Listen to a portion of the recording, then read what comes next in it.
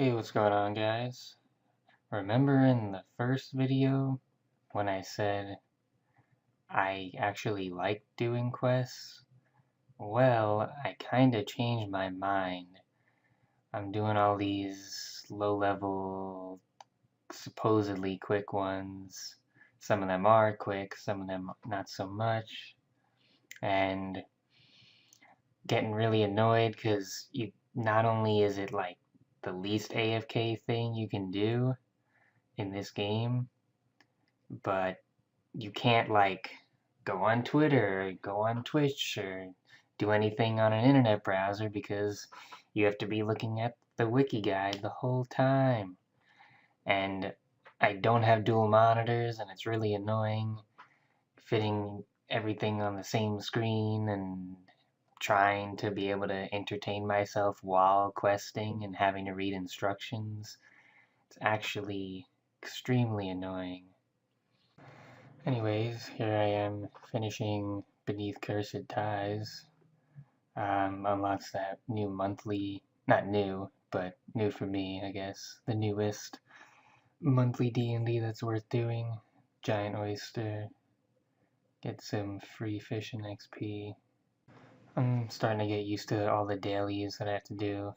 Although I can't do a lot of them because I'm still like 1,000 total and I've done like 80 quests out of like 215 and something like that. I don't think it'll be a big deal though when I get to them.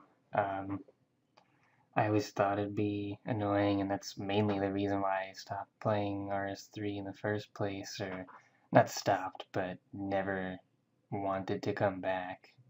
I was always like, I'm just gonna have to do dailies for 4 hours a day, blah blah blah. I don't want to do that. And it's not 4 hours. It's cash is 20 minutes. Um, and big chins a lot at early levels, I guess. You need all 20 minutes. But games usually last like 17 minutes. But it's not like super imperative that you do those twice a day, the big chin. The troll invasion and god statues, that's once a month, and that takes like 15 minutes, mostly for the, not even like 10 minutes. And Viswax, I've not done it every day because I don't have enough money to continuously buy runes every day, but I've done it a few times and reset the Jack of Trades, and Jack of Trades takes, less than 5 minutes times two if I have enough Viswax to reset it. You don't get that many daily challenges worth doing, so I'm pretty much not spending that much time doing dailies because I don't have enough money to buy feathers from like 3 million different stores.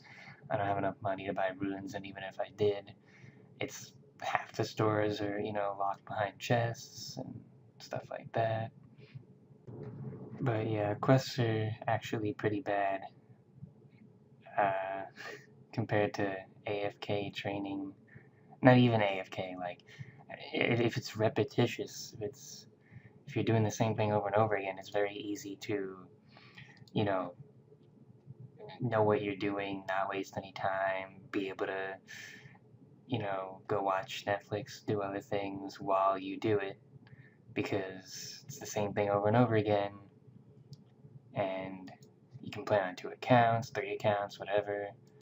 I'm only doing Redwoods, I'm a noob when it comes to multi-logging. That's the best I can do is 2 accounts, and that's if one of them is like almost completely AFK. But we'll see once I get into the repetitious stuff. Repetition? Is repetitious even a word? I've said that 3 times now. Anyway, there's Sea Slug and Redwoods. Yep, annoying when you have to bank those logs. I think Alcan like drops them. That's how much he cares. I remember doing Slug Menace Quest and having it actually be useful to complete because you can get Proselite, which is like it used to be and is on 07 the best armor for prayer in the game. Just get some good prayer bonus and keep on rolling because pea pots are 12K each in '07, and I have no idea what they are here. Not that GE price matters on an Ironman, but I'm pretty sure with the per renewals they're like super cheap. And like Penance Aura, Reverence Aura, stuff like that. Yeah, and I've been getting my kitten up to a cat because I know I'm gonna need that for a million different quests. And it's super annoying. It bothers me every 5 minutes and stops all actions that I'm doing, so it can beg for attention, and another 2 minutes later it'll beg for food. So right now it's just me picking out random quests to do, whichever ones look easy and whichever ones don't have any items that are difficult to get. Unlike in Search of the Myrek, which I need like 80 million different steel weapons. I know you can get most of them from stores, but still annoying. You need like planks and buckets. Buckets are pretty easy.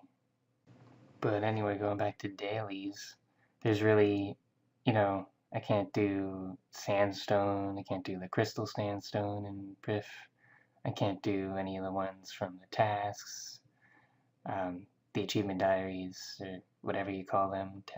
Do you even call them that in RS3? I don't know.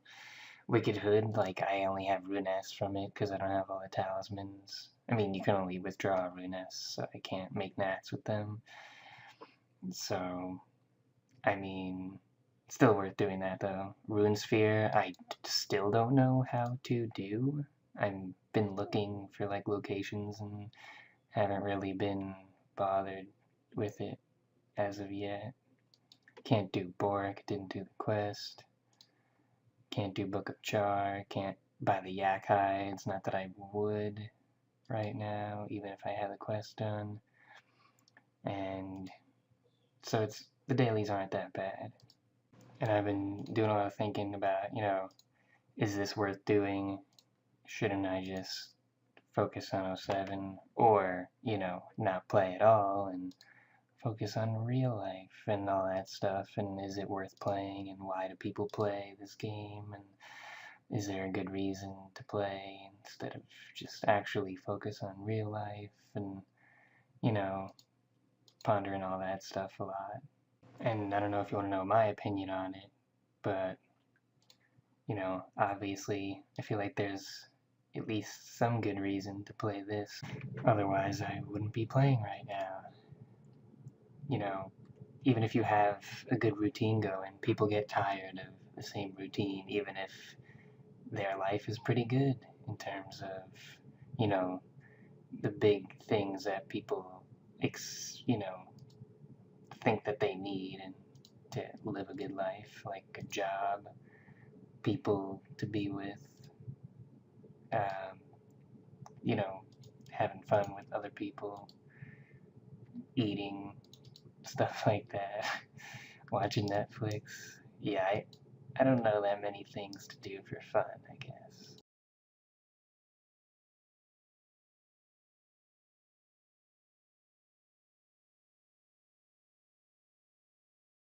First time recording, and I got it. I have been trying this for 10 minutes and haven't gotten one, and the second I turn the recorder on, I get one. And not gonna get that lucky again.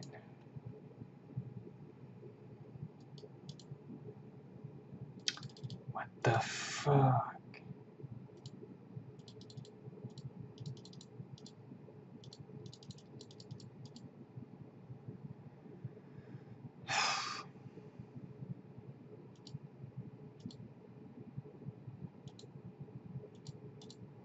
Nice. Get another one for Dream Mentor instead of getting it later.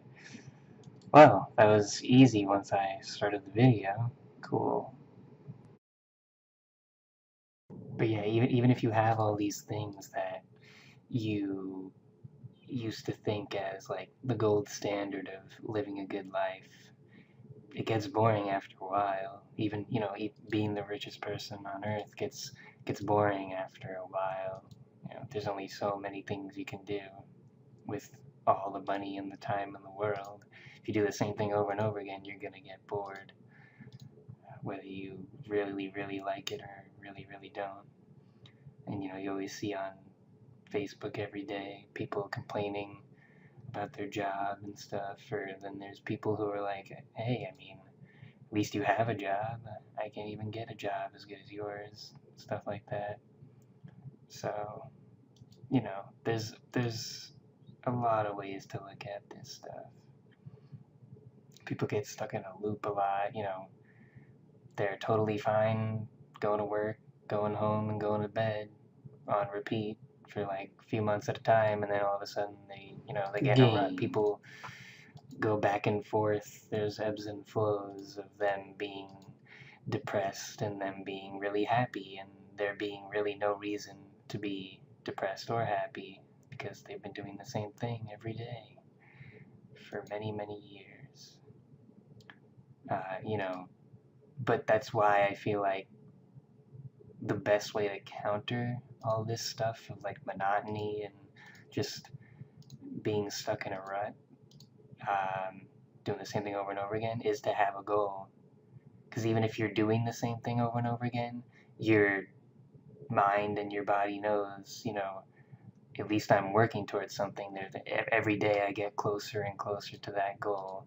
Even if you have to make the goal up and the destination doesn't really matter.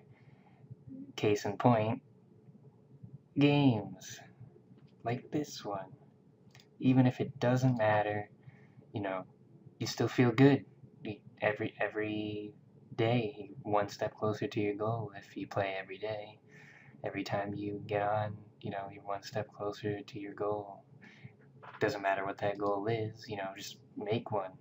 And after all, isn't the number one thing in life, the number one goal, is to feel good? So even if this feeling good comes about from you doing completely pointless things in the grand scheme of things, then, why not? Why not do it? The grind is where it's at. Like, you can compare it to working out in the gym. You're it's fun for some people because they're working towards a goal. They're trying to see a difference. They're trying to be healthier and get bigger and get leaner. And it's fun seeing the progression. The journey is the fun part.